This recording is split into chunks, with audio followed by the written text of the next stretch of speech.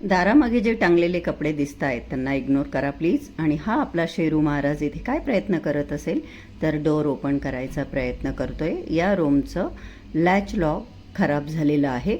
सकाळ झालेली आहे आणि प्रशांतजी जसे किचनमध्ये आवाज करतात ते त्यांचं मॉर्निंग ड्रिंक बनवतात तेव्हा आपला हा शेरू अतोनात प्रयत्न करून हे दार उघडतो आणि बाहेर जातो, म्याव म्याव करतो आणि ते त्याला खायला देतात. परंतु आज तो सक्सेस नाही झाला दार उघडण्यामध्ये. मम्मीच 5 मिनिटांनी उठून त्याला दरवाजा उघडून दिला आणि जा बाबा म्हटलं बाहेर. Good morning, good morning. अरे बापरे, अरे बापरे, आमची मॉर्निंग खूप फास्ट आहे. गुड मॉर्निंग, गुड मॉर्निंग बोला. अच्छा कुठले छलके जीप काय घालते तू? हां, बेडशीट सरळ राहू देत नाही एक पण. का रे टिंग्या? अरे कपाळ कुठे काळं करून आला, तोंड काळं करून आला का नालाय का? अरे कपाळ कुठे काळं करून आला शेरू? कुठे गेला होता शेरू? ए शेरू, कुठे गेलो होत तू? कुठे गेलो होत बाळा? हे बघ. अय, अरे बापरे, अरे बापरे, अरे बापरे, काय समजा. हा याला आहे ना सकाळी सकाळी असंच होतं बरं का. हा एकदम स्पीडमध्ये आत्ता तर माझ्या पायावर अटॅक करत होता. शेरू तू कुठे गेला होता? कपाळ कसं काय काळं झालं तुझं? हॅलो महाराज, काय दिसतंय? हे बघा, हे बघा. हां तेव्हा बेडशीट बघा, बेडशीट. थोड्याच दिवसात बेडशीट सगळे चालले जातील. शेरू, अरे बेडशीट कोण खातंय शेरू? चल गुड मॉर्निंग म्हण सगळ्यांना. अरे बापरे शेरू, का बरं असा आतंकपणा चाललाय तुझा? इकडे बघ. काय झालं, काय झालं, काय झालं, काय झालं? अरे बापरे, अरे बापरे, आले बाबले, आले बाबले. अरे खूप खेळणे रे खेळायला. हे काय प्रकार आहे? हा कोणता खेळ आहे शेरू? हां, एक बेडशीट नीट सरळ राहू देत नाही बेडवर. इकडे बघ. आंघोळ करायची का तुला? गंगन करायची का शेरू? अशा पद्धतीने चाललेली आहे शेरूची मस्ती. ते बघ. बापरे बापरे, फाडेलच आता डायरेक्ट. एवढे एवढे डाळिंबाच्या बियांपेक्षाही छोटे, एकदम छोटे छोटे दात आहे. पण त्या दातांनी बघा पराक्रम बघा. शेरू डोळे क्लीन करायचे, पाय क्लीन करायचे, केसांना ब्रश लावायचा. किती गंदा झालाय शेरू, बघून घ्या. ते बघा गंदा, बघा गंदा. बेडशीटचे 12 वाजल्यानंतर आमचा रोजचा हा पॅटर्न सुरू झालेला आहे. मॅट खाली लपणं आणि मॅट अंगावर घेऊन चालणं. आम्हाला कदाचित कळायला लागलं आहे की आमचं शूट होतं, तर आम्ही अजून गमतीने ते करतो. झोपतोय का शेरू इथे? शेरू तू इथे झोपतोय? शेरू ते बघा, झोप बाबा. मग काय बोलणार आता मी?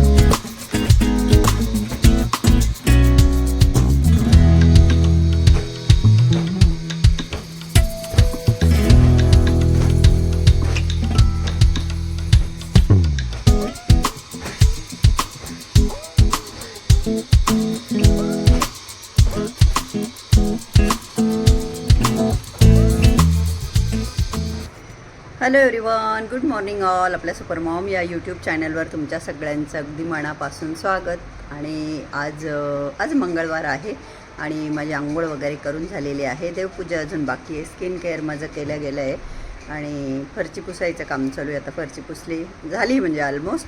आता मी पाणी पिते 1 ग्लास. सकाळपासून मी 1 लिटर पाणी पिलं गेलं आहे आता परत, कारण की माझ्याकडे जो ग्लास आहे ना तोच 700 ml आहे. तर 2 ग्लास पिलं की दीड लिटर पाणी असंच होऊन जातं. तर आता पाणी पिते 1 मोठा ग्लास, कारण उन्हाळा आहे आणि सारखं तहान लागत असते. तर पाणी पिते आणि मग देवपूजा करते आणि मग बोलते तुमच्याशी. देवांची पूजा वगैरे माझी 11:30लाच करून झाली आणि आता 1 वाजत आला आहे, म्हणजे पाऊण वाजला आहे. परंतु मी अजून काही खाल्लं नाही. मला भूक नाही लागली ॲक्च्युली. आणि भूक का लागली नाही तर आपण आपल्या शरीराला जशी सवय लावू आपलं शरीर ते अडॉप्ट करतं. तर मी शक्यतो जेवढा वेळ मला भूक लागणार नाही तर मी खात नाही. परंतु एक काळ असा होता, म्हणजे अक्षरशः सकाळी उठल्यानंतर 7 वाजता मी चहाबरोबर पार्लेची बिस्किट, नफीसचे टोस्ट, खारी, बटर जे काही असेल ते मला लागायचं. आणि आजही दिलं तर मी खाऊ शकणार नाही असं नाही. परंतु जसं की मी फास्टिंग विंडो फॉलो करते. जोपर्यंत मला भूक लागत नाही तोपर्यंत मी नाही खात. 12च्या पुढे 12 ते 1च्या दरम्यान मी खाते आणि रात्री 7च्या आत मी माझं डिनर संपवते. कधी कधी 7चे 7:30 होता, म्हणजे 12 ते 8 ही 8 तास माझी ईटिंग विंडो आहे. आणि 16 आवर फास्टिंग करते मी. 8 ते सकाळी 12 म्हणजे हे 16 आवर्सचं फास्टिंग झालं. या 16 तासात मी काही पाण्याव्यतिरिक्त तोंडात टाकत नाही. No green tea, no black tea, जे की चालतं, परंतु मी नाहीच घेत काही. तर शेरू महाराज किचन ओट्यावर झोपले. प्रशांतजी काही जेवायला येत नाही रेग्युलर घरी. आणि माझं तर पनीर, छोले बॉईल करून ठेवलेले. मी काय केलं, घरी बनवलेलं पनीर आणि बॉईल केलेले छोले आणि एवढासा राईस, एकदम थोडंसं तूप टाकलं टीस्पून, त्याच्यामध्ये मोहरी, जिरं, मग तो राईस टाकला, रात्रीचा उरलेला लेफ्ट ओव्हर राईस एवढासा. त्याच्यामध्ये एवढी वाटीभर उकडलेले छोले टाकले, एवढं पनीर टाकलं 100-1 ग्रॅम आणि वरून तिखट, मीठ, हळद टाकून असं हलवलं. तसं कोथिंबीर, कढीपत्ता सगळं होतं. मी खूप सात शिंगार करू शकत होते त्याचा, पण नाही केलं. तर तो राईस खाल्ला, म्हणजे प्रोटीन भरपूर घेतलं. आणि तो एक लाडू, जो की मिक्स सीड ड्रायफ्रूटचे मी करण्यासाठी बनवले होते बघा. अर्धे तिला दिले होते, अर्धे इथे ठेवले होते, कारण ते मिक्स सीड वगैरे ते पण आपल्या हेअर आणि स्किनसाठी, ओव्हरऑल हेल्थसाठी खूप चांगलं असतं. तर प्रशांतजींनाही दिला, मी पण खाल्ला, म्हणजे त्यांना सकाळी दिला जायच्या आधी. तर तो लाडू पण खाल्ला आधी आणि नंतर तो राईस खाल्ला. आता 1:30 वाजलेले आहेत. आता मी कामानिमित्त बाहेर जाते, म्हणून मी टॉप चेंज केलं आणि शेरू महाराजांना वेट फूड खायला दिलं. आता ते बाथरूमच्या बाहेर मस्त थंड हव्यामध्ये झोपले. बघू आता मला किती वेळ लागतो, काय लागतो. उबर बुक झाली, परंतु 10 मिनटं दाखवत आहे. 10 मिनटांनी माझी उबर येणार आहे. तर 10 मिनटं आता वेट करते मी. काम पण काही नाही करायला, सगळी कामं माझी ऑलरेडी झालेली आहे. ऊन तर प्रचंड आहे. 1:45 वाजले आणि मला 2:30ला एका ठिकाणी पोचायचं आहे. लकीली आली उबर. त्या दिवशी लग्नाच्या दिवशी नव्हती भेटली ना, ऑटोने जायला फार हे होतं. तर चला, कुठं जायचं आहे आता? हे रेड क्रॉस सिग्नल काय माहिती तुम्हाला? नेव्हिगेशनच पडायला.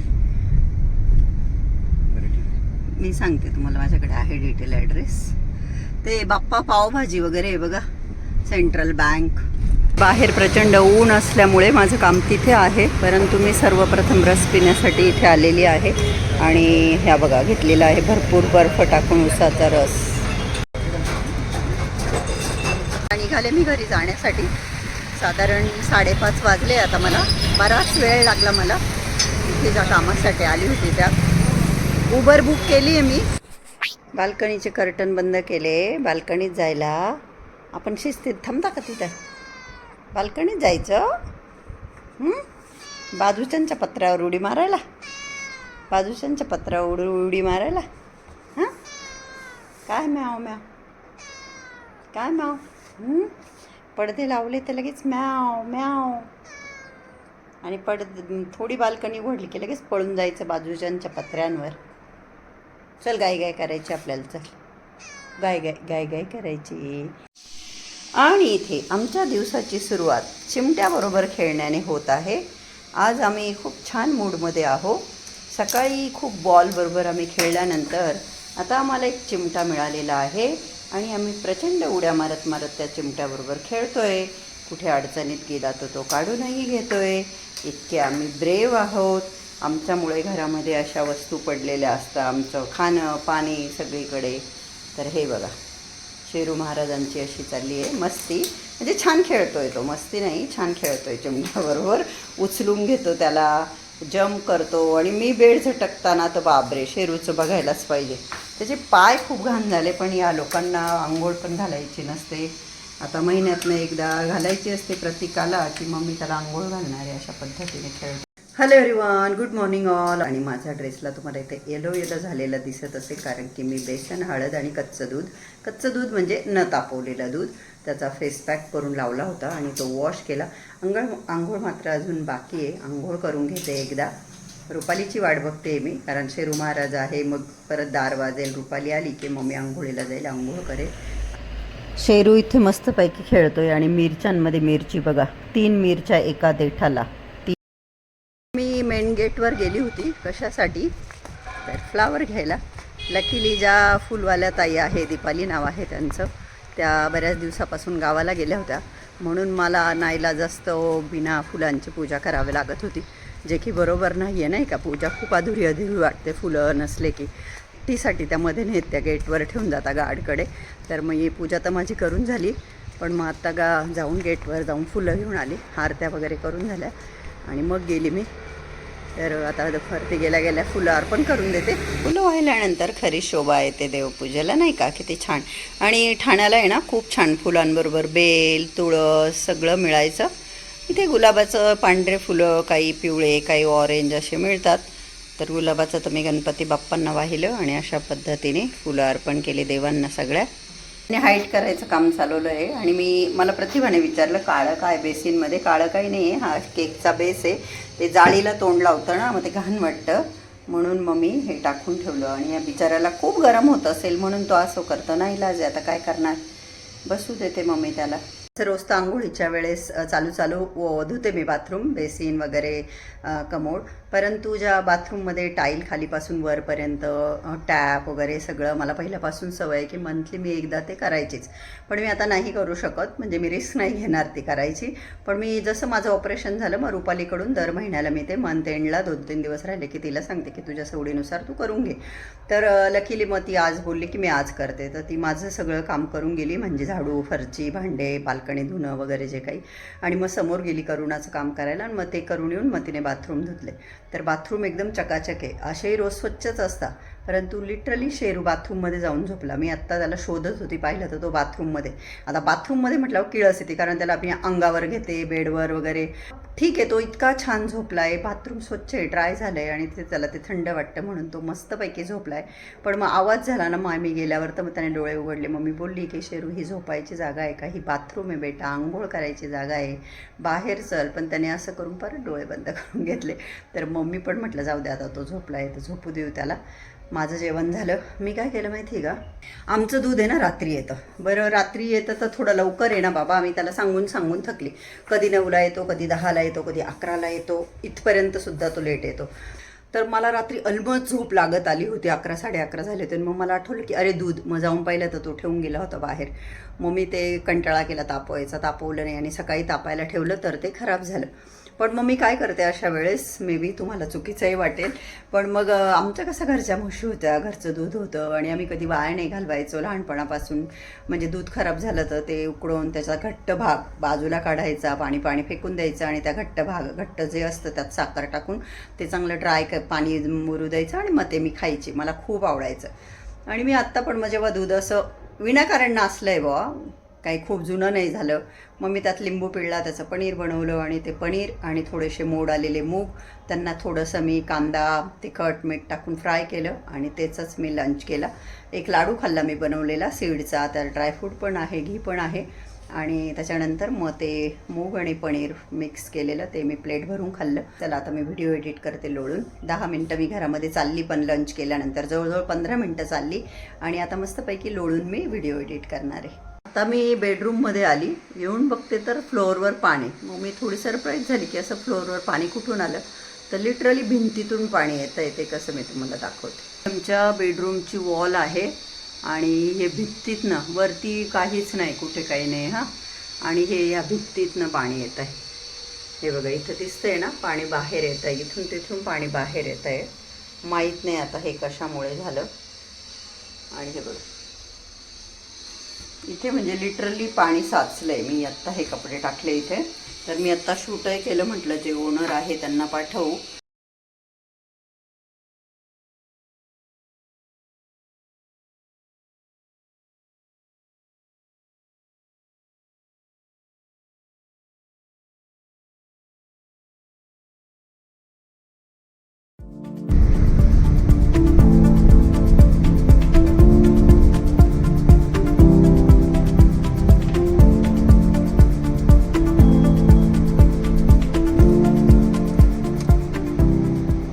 मी नाशिक रोडमधील LIC ऑफिसला आलेली आहे. फर्स्ट टाईम आली मी इथे.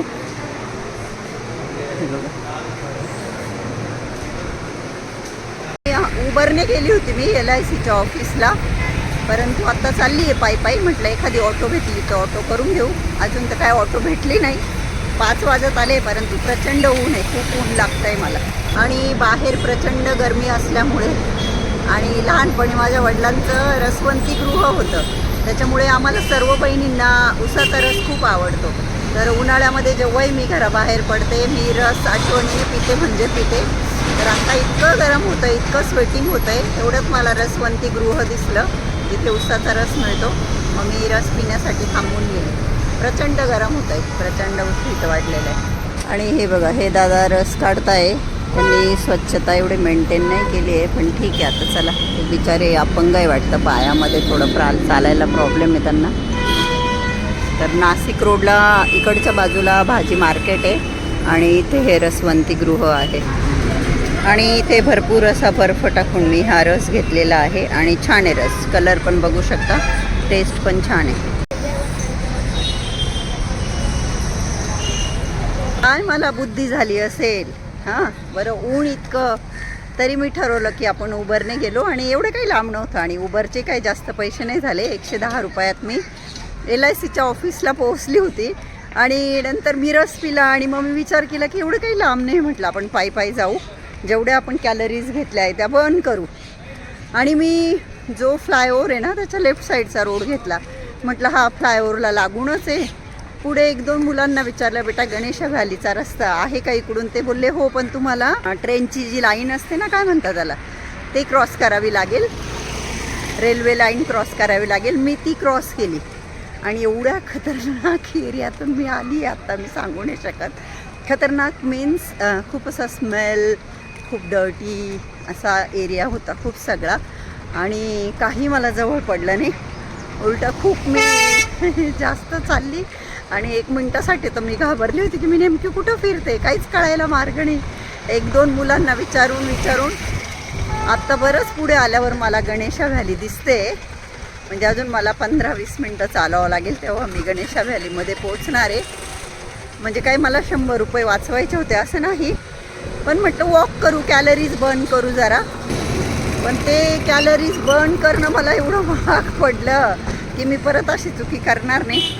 चला आता 10-15 मिनटं चालेल, तेव्हा मी सोसायटीत पोहोचेल.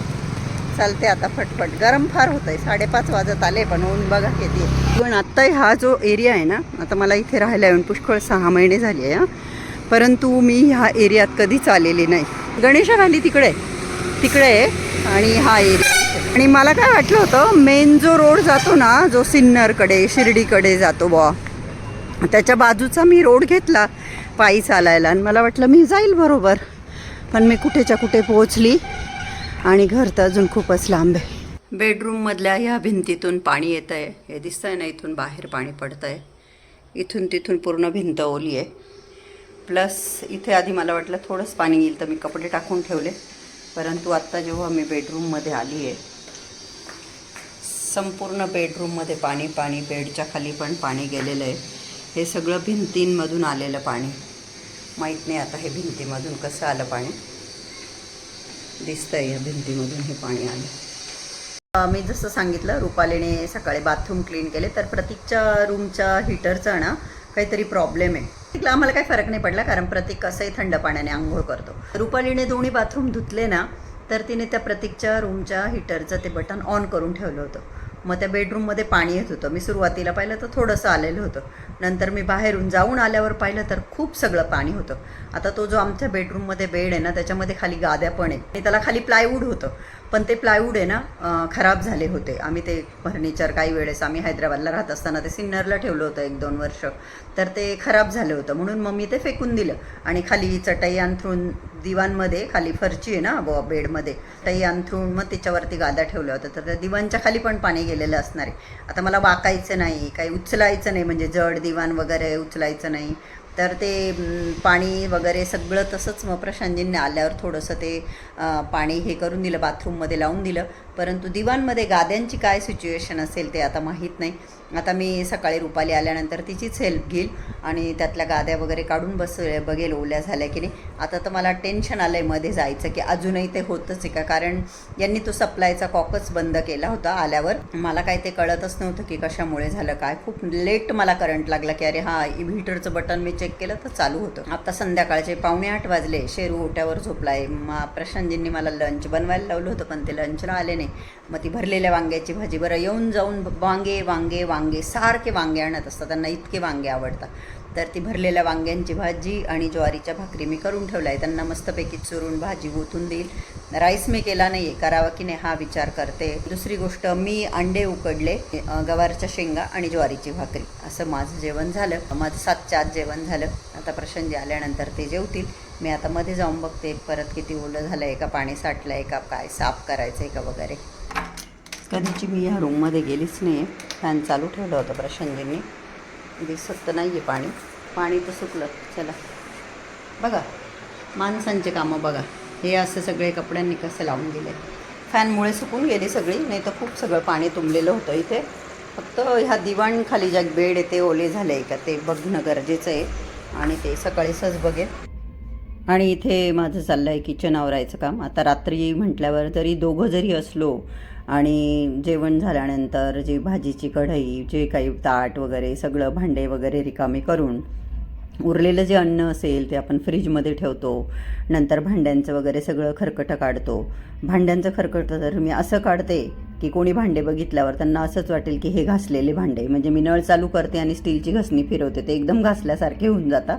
तर कारण की जर खरकटं राहिलं ना मग झुरळं होतात नाही का, आणि मग ते नाही परवडणार. माझ्या घरामध्ये कधी म्हणजे कधीच झुरळं होत नाही, कुठेच झालेलं नाही. आपण जेवढी स्वच्छता ठेवू तेवढं घरात झुरळं होत नाही. हे जे बेसिनच्या बाजूला मी ओला कपडा करून अंथरला, तो शेरू महाराजांना झोपण्यासाठी त्याची मस्ती चालली आहे. तुम्ही बघता इकडे तिकडे तो उड्या मारतोय आणि माझी चालली आवराआवर. तर कसा वाटला तुम्हाला आजचा व्हिडिओ? आवडला का? व्हिडिओ आवडला असेल तर व्हिडिओला लाईक करा. चॅनलला अजून सबस्क्राईब केलं नसेल तर प्लीज सबस्क्राईब करा. आणि इथे मी शेरूला फूड देते, वेट फूड देते, जे की चिकनचं असतं, पण ते खूप असं थिक असतं. तर मग प्रतीकच्या फ्रेंडने सांगितलं की त्यात थोडंसं पाणी मिक्स करून मग द्यायचं. त्याला खूप आवडतं. ती प्लेट हातात घेतल्या घेतल्या त्याला जो आनंद होतो तो बघण्यासारखा असतो. तर अशा पद्धतीने मी चालली माझी आवराआवर. जी काही भाकरी पोळी थोडीफार उरलेली असते ती मी फ्रीजमध्ये ठेवून देते. आणि जास्त नाही, 2-4 पोळ्या झाल्या. आता 2-4 पोळ्यांचा काला 2 माणसांना खूप होतो. भुगाई म्हटलं जातं त्याला माझ्या माहेरी, जो की आम्हाला खूप आवडतो. भरपूर मिरच्या, लसूण आणि काय म्हणतात त्याला जिरे, कोथिंबीर असं सगळं वाटून घालून त्याचा काला केला ना, काला भुगा जे तुम्ही म्हणाल, प्रचंड टेस्टी लागतो. तर मी बिलकुल अन्न वाया घालवत नाही आणि आईला मी नेहमी सांगत असते की मी बिलकुल अन्न वाया घालवत नाही. हे बघा झालं.